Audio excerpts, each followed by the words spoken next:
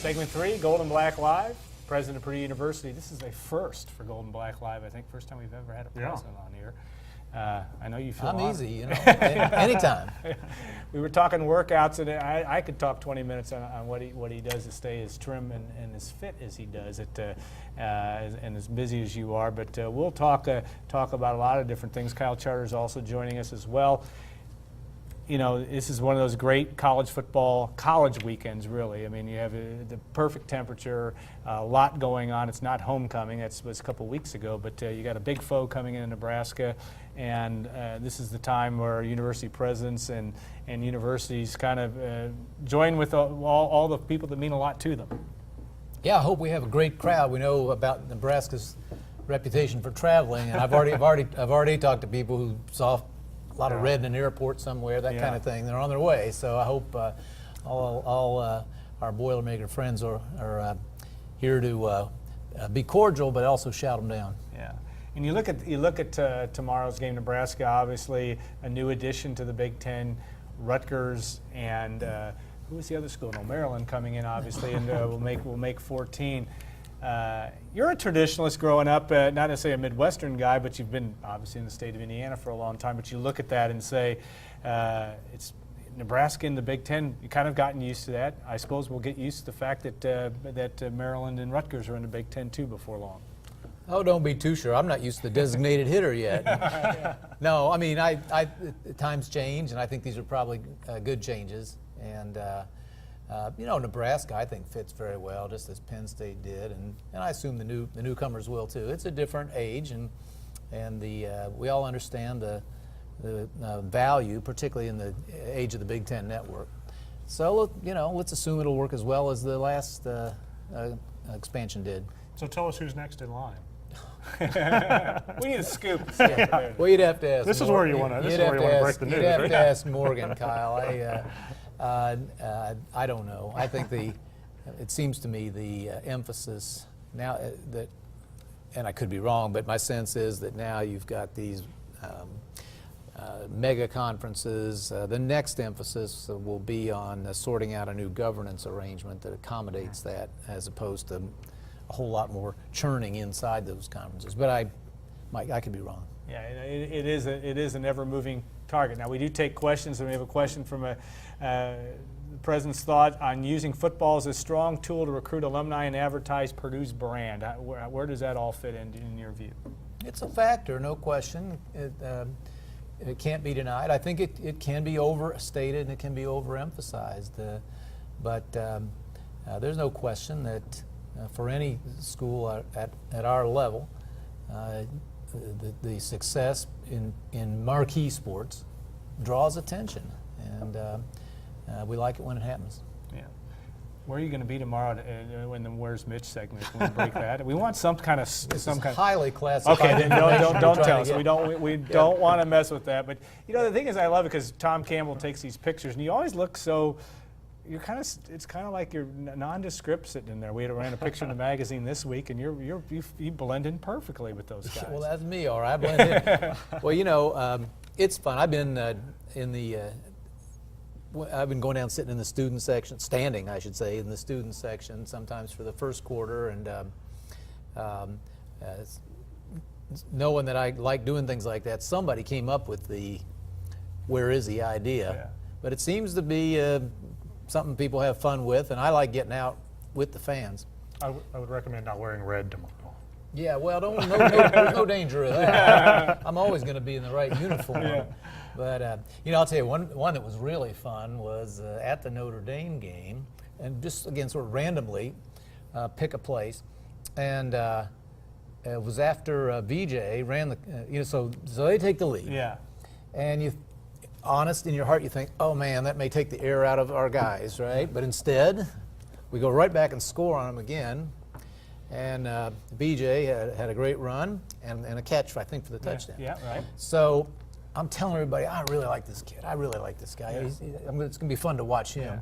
And somebody says, that's his mom. Yeah. Just by chance, his mom and aunt were sitting 4 rows down. So I go down and, you know, congratulated them then and there, and we're all hugging and everything. Yeah. And So who knows where maybe I'll be with somebody else's mom tomorrow. Yeah, and if he told us, we wouldn't tell you guys anyway. So, how much? We got all kinds of questions here, but in terms of how much more difficult, I don't know, difficult or different are the duties of university president versus being governor? Oh, very different, but that's a good thing. Yeah. You know, life's about variety, and Purdue is just such a great place, and with potential everywhere. So we just hope to in the old Purdue metaphor, we hope to add our row of bricks to all the great things that have brought the place to this level. So you obviously have, as president, a lot of responsibility. It's a pretty obvious statement. Where does athletics fall into that whole spectrum? It's important. I think it has to be kept in its place. I think we have an outstanding athletic department with a proven track record. They've managed themselves very well. One of 7 self-supporting athletic departments in Division I. It's a point of real pride, it seems to me. So, but there's also a lot of responsibility. So we've set up a very regular system, meetings with the athletic director. I meet separately. I'll be meeting separately with the faculty academic representatives, so they have a chance to tell me anything that's on their mind, good or bad. And there are a lot of dollars involved, so we'll pay attention to it, but we won't micromanage it. You're not going to have me, down watching every practice and meddling in anything. I'll just be out there rooting, and I spend a lot of my time thanking the people who come to cheer on our athletes. Seems to me that's something I can contribute. You get involved in recruiting a little bit occasionally? If Darrell Hazel's got somebody who wants to... Every time I'm asked, and that's happened. And I hope I'm doing it in the right way. I always go back to the coaches, whoever it is. Most recently was the wrestling team. Hinkle? Yeah. Coach Hinkle's had me involved in, I think, 3 prospects so far. And so I'm still a rookie at this, but I go back to the coaches and ask for feedback. Am I doing this right? Am I leaving something out I should mention? But I generally tell the athletes that generally they're almost always there's a parent or more or both parents there, and I try to tell them the things that maybe they haven't heard everywhere else about the academic reputation of the school, the values of the school, all the ways in which we'd try to help their son or daughter succeed if they chose us. And that's a big part of what you do, I'm sure. And you have the chance to be able to be around students. But what is it in the 21st century, in the second decade of the 21st century, what do you think makes not only student athletes, but students, want to participate, want to give everything they have to be on a varsity sport? What do you think it takes to not only get them not only interested but motivated to do it their best all the way through college? In your view, it takes an unusual young person. It really does. The demands. I don't think this is my imagination. I think the demands on the certainly Division I student athlete today are just beyond anything that people of earlier generations would remember. Sherry and I are sponsoring, they're paying the tuition for a couple of students a year, one from her high school, one from a school I was involved with. And the young woman who went to New Albany High School is a swimmer. Mm-hmm. And just talking with her the other day, we were about what her schedule is like. Up at 4 something, in the water at 5:30. This is 3 or 4 days a week for hours. The light days are 2 or 3 hours, 3 hours or something in the afternoon. They get 1 day a week off. All the demands of academics and you hope a little bit of extracurricular. Yeah. It takes an extraordinary young person to compete at this level, and I'm just so admiring of them. And but it also reminds me we've got to do everything we can to make certain that they succeed academically with all the pressure and time that they're being asked for their sport. How has the Big Ten Network money changed things for athletic departments and the university? Well, big time as far as I can tell. I mean, it's clearly a major factor in our universities being self-sufficient at this stage, and so it was you'd have to say a really smart conception. I can still remember in my last job, Jim Delaney, who I met a couple times, but said he wanted to come visit, and that's what he was there to tell me about, this network idea they had. And I remember thinking that's interesting and wishing him well. And I was probably a little skeptical. I had no idea how well it would work. I'm not sure Jim did. Yeah. But it's been an unqualified success. One thing maybe all your viewers know this, but I didn't understand at first. You say, well, if that's going to work, then why wouldn't, for instance, the SEC, which is even bigger and sort of much more committed to athletics, maybe even than we are? And the answer is because the Big Ten uniquely has alumni all over the country, including all the major markets. And if you plot out any other conference, they may have similar numbers of alumni, or at least large ones, but they don't live everywhere. They're not all out in LA and New York and places. So anyway, Jim and others saw that. Give them credit. They came up with a winning formula.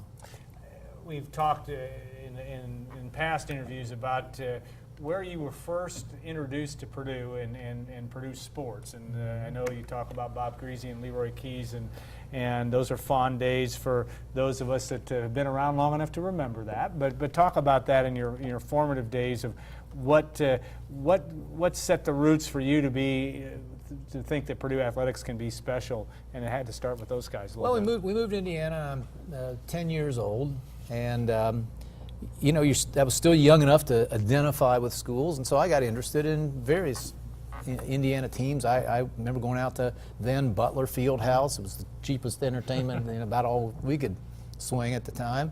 And but then another thing I remember is watching local, let's say Indianapolis area sports heroes come up to this place called Purdue, and then Mel Garland. Remember that name? My good friend Tim McGinley was one. So as a kid, you're watching somebody 6-8 years older, that's your hero, and then they go off to Purdue, and then you really start paying attention to that school. And so I watched a lot of, probably on a black and white television, the first few years, a lot of the great Purdue both football and basketball teams back then.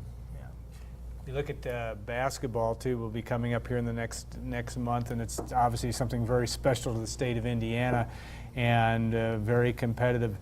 Matt Painter, Sharon Versip's teams have certainly achieved high levels, and yet Matt's team struggled a little bit last year. And yet, what do you see in the qualities, and having been around both of those two folks, that leads you to believe that this is going to be the men are going to be back to where they've been, and the women are going to continue at a high level? Well, you don't need the opinion of an amateur fan, an interested fan, but an amateur fan like me to tell you, Matt Painter and Sharon Versip are great coaches. The world knows it. They've won awards from those who know it best. So we couldn't be in better hands. And so the question is the talent sufficient? And, do you get the breaks at the right time? But, like Coach Painter had a very young team last year, and I got very high hopes if the center, if AJ Hammonds, right? We saw him play a couple of unbelievable games last year, and if he is able to do that consistently, a coach like Coach Painter, will put the other pieces around him in a way that leads to success.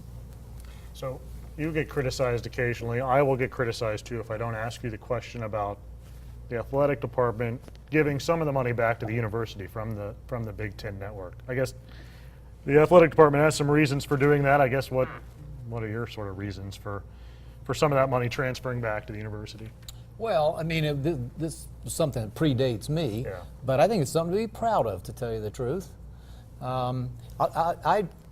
It's the flip side, really, of the fact that we are self-sustaining. I personally don't think it's a good idea to charge students more tuition. We're trying to keep tuition down. We want kids from anywhere who can meet our standards to be able to afford to come to Purdue. And I personally don't think it's a good idea to charge them more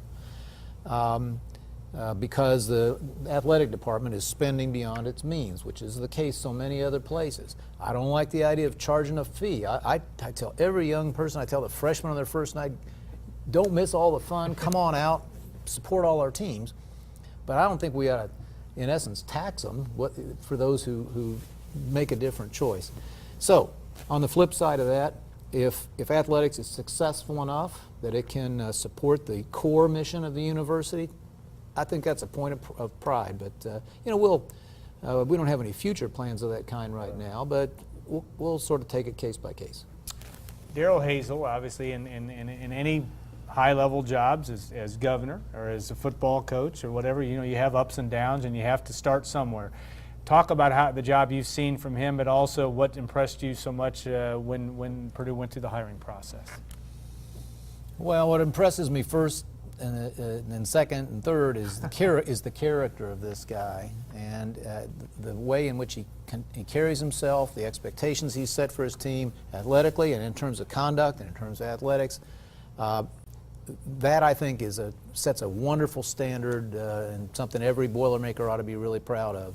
His coaching pedigree is a good one, a really good one, and his record has shown him. And he took a program that had never been successful and turned it around. So we all got plenty of reason to hope. I'll just tell you this: if Coach Hazell came into my home and said that he was hopeful that my son, I would go to his school, play for him, I would say that's the sort of person that I want my child influenced by, and I just have to believe that'll happen in many, many cases now as he gets the chance.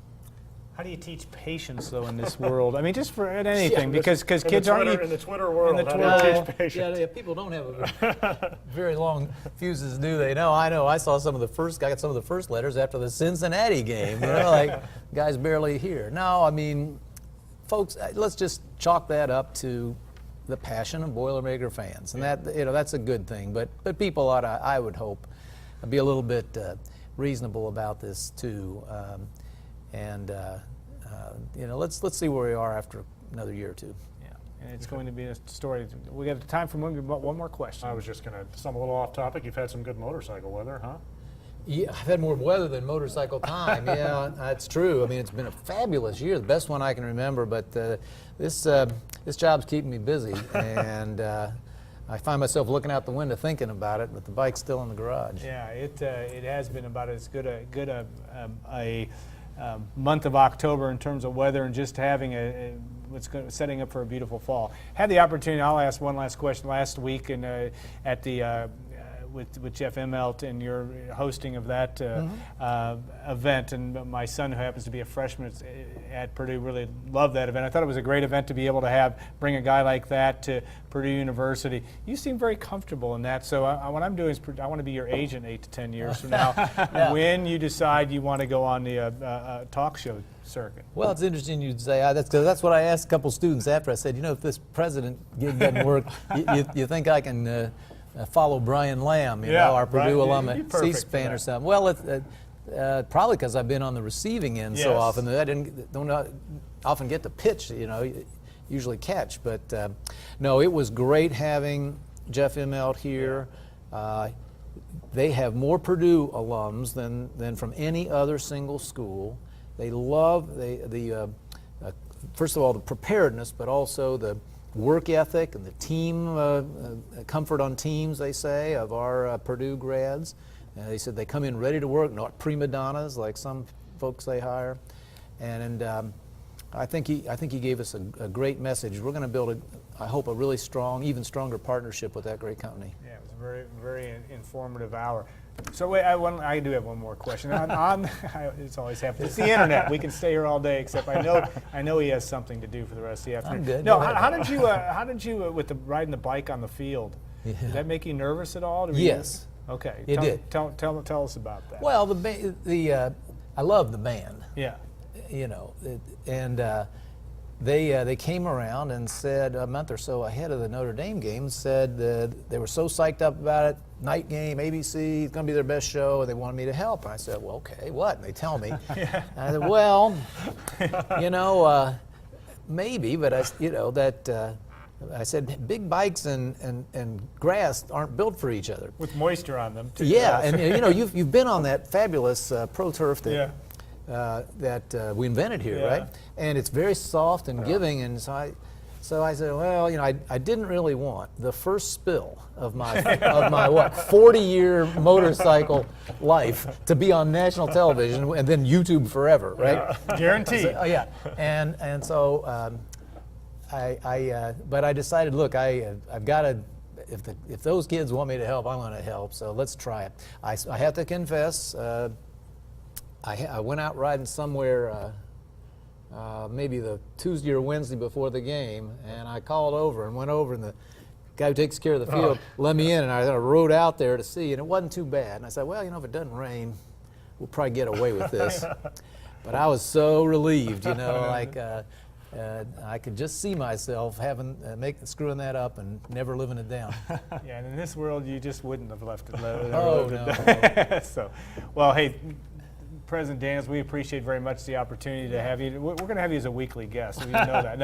No, we appreciate. Look, this is more fun than most of what I do. If you can take it, I'll be back. All right, we'll look forward to doing that very much. Kyle, thanks also as well. We want to thank our sponsors, Hilton Garden Inn, Basham Rentals, and our friends Triple X Route 66 will be there live next week. David Bodaya will be our guest, another great Boilermaker. We'll be doing that live on location at Route 66, and look very much forward to that too. And also to obviously to tomorrow's football game. If you missed part of the show, we'll replay it, archive it, have it on the site here a little bit later, probably around dinner time. It's an absolute must-see web live stream, I can assure you. I know that the president, right before the head hits the pillow tonight, he'll be going back to watch that as well. So thank you all. We'll look forward to. Thank you also to Gordon and to Rob in the back room, and we'll look forward to next week as we look forward to the Michigan State game and previewing that for next Friday on Gold and Black Live.